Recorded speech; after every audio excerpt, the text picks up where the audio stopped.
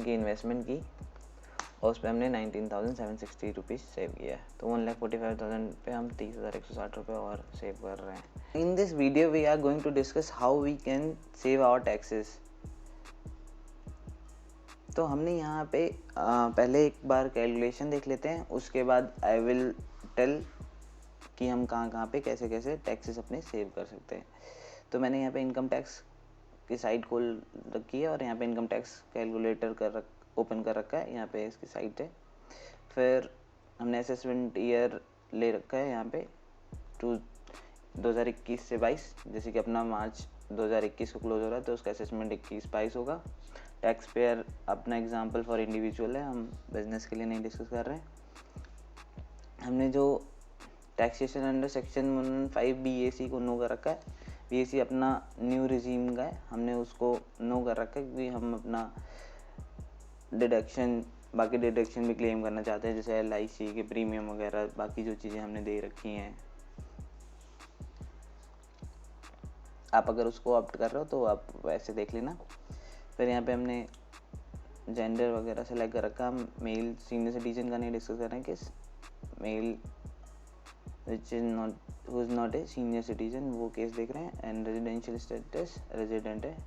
हमने यहाँ पे income from salary after standard deduction and HRA वगैरह सब कुछ हटा के 8 लाख का एग्जाम्पल ले रखा है।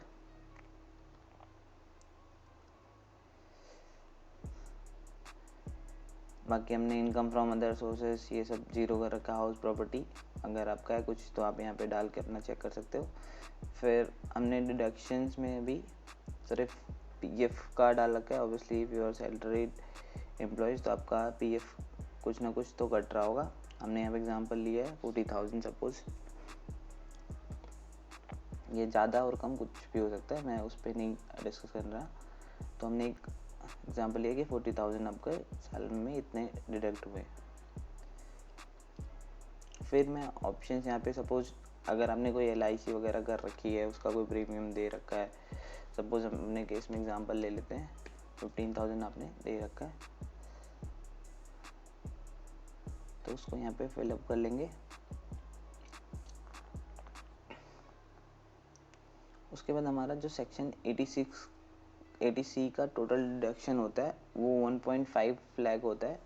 अगर हम एडिशनल कंट्रीब्यूशन करते हैं 80CCD में NPS में तो 50,000 का और एडिशन कर सकते हैं, तो मैक्सिमम लिमिट 2 लाख होती है।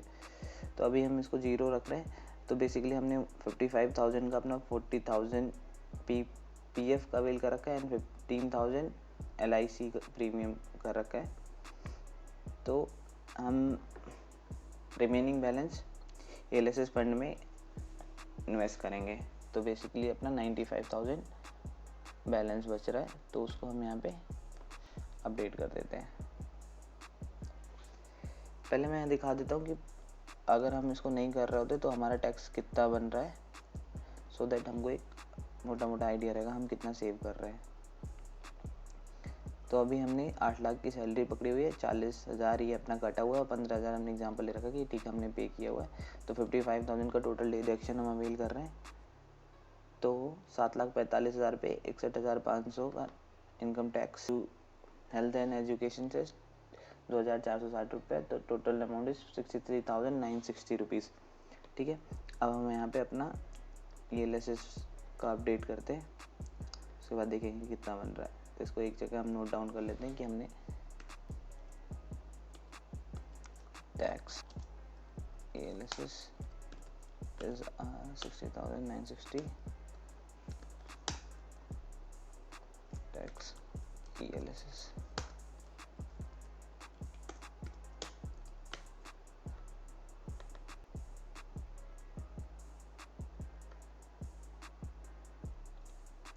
यहाँ पे बाकी भी ऑप्शन है, आप एन्युटी प्लान में कर सकते हो, NSC में कर सकते हो, यूलिप में कर सकते हो, नोटिफाइड पेंशन फंड में कर सकते हो, repayment of housing loan, tuition fees FD में कर सकते हो, NPF में कर सकते हो, एडिशनल कंट्रीब्यूशन में डिस्कस कर लिया, सुकन्या समृद्धि अकाउंट में।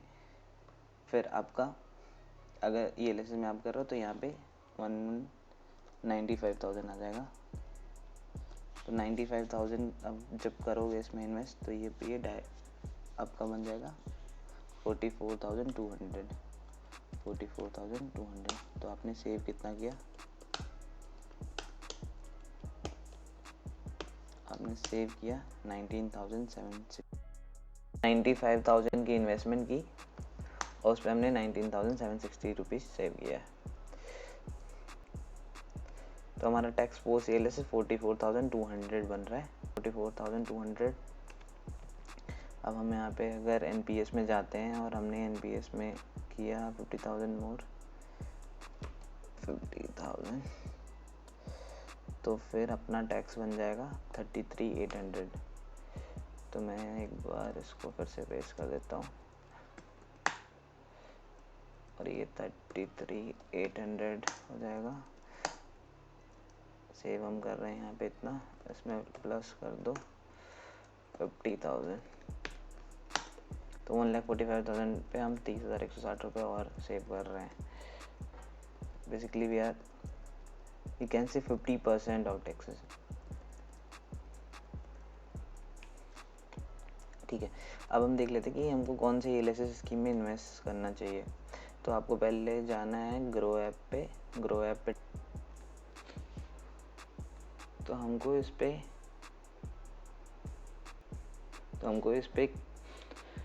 पे क्लिक कर लेना है।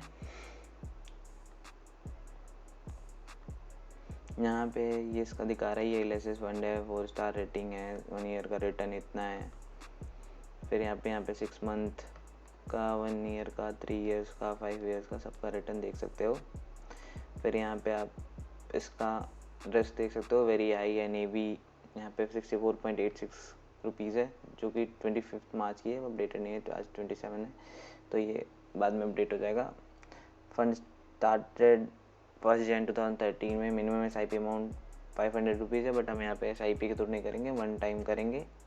वन टाइम में यहाँ पे क्लिक करके अपना 1,50,000 कर सकते हैं, बट हम यहाँ पे 95,000 कर रहे हैं क्योंकि हमने बाकी LIC और PF का अमाउंट रिड्यूस कर रखा है आउट ऑफ 1,50,000।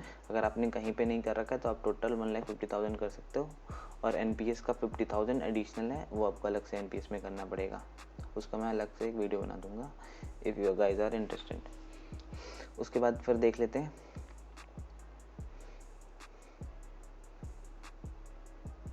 इसका फंड रिटर्न। यहाँ पे मेंशन है कैटेगरी एवरेज, तो एलआईसी कैटेगरी एवरेज है इतना 72, 10%, 5 ईयर में 13.4%। तो इसका ये परफॉर्मेंस है इन दिस कैटेगरी 3147, तो 3 ईयर में ये 4th रैंक पे है। ठीक है, तो यहाँ पे आप देख सकते हो कि 60.5% रिटर्न के साथ अगर आप 5,000 की SIP करते हो, मतलब 60,000 की, तो 75,224 रुपये बनेंगे ईयर एंड पे। बाकी कंपैरिजन कर सकते हो, मेरा ही Canara 5 star rating, 5 star rating, अब इन सबको भी देख सकते हो। इसके प्रोज कौन सा है, एग्जिट लोड 0 है, इसका आप एक्सपेंस रेशियो यहाँ पे देख सकते हो 0.72। तो आप जब कंपैरिजन करना तो एक्सपेंस रेशियो, रिटर्न, अपने फेवरेट स्टॉक भी देख सकते हो यहाँ पे कि कौन कौन से इन्होंने कर रखे हैं। तो ये यहाँ पे इन्होंने 32 सिक्योरिटीज़ में टोटल कर रखा है, टॉप 5 में 37% है और टॉप 20 में 91% है। इक्विटी डेट कैश में एलोकेशन कितना है, सेक्टर वाइज एलोकेशन कितना है, सर्विसेज में इनका सबसे ज़्यादा है 15.4%, नहीं फाइनेंशियल में 36.3% है। तो यहाँ पे नीचे आप स्टॉक देख सकते हो, बजाज फाइनेंस, एवेन्यू, TCS, नौकरी, HDFC, कोटक। तो यहाँ पे सारे आपको स्टॉक्स मिल जाएंगे, आप इसको और भी बड़ा करके देख सकते हो। तो जब आप कंपैरिजन करना तो expense ratio, exit load, return, सब कुछ देख के फिर आप फाइनल करना कि कौन से में आपको जाना है, ऑन द बेसिस आपको क्या सुटेबल लगता है। तो ये एलआईसी का एक चीज़ यहाँ पे आप और देख सकते हो कि टैक्स इम्प्लीकेशन क्या है। इसका लॉक इन पीरियड एलआईसी का 3 साल होता है, एफडी का वहाँ पे 5 साल था, एफडी का रिटर्न कम है और बट इसका रिस्क ज़्यादा है, तो आप उसके बेसिस पे डिसीजन ले सकते हो। 1.5 लाख मैक्सिमम कैप है। यहाँ पे आप फंड मैनेजर के बारे में भी देख सकते हो। ये तो कंपनी वगैरह के नाम है।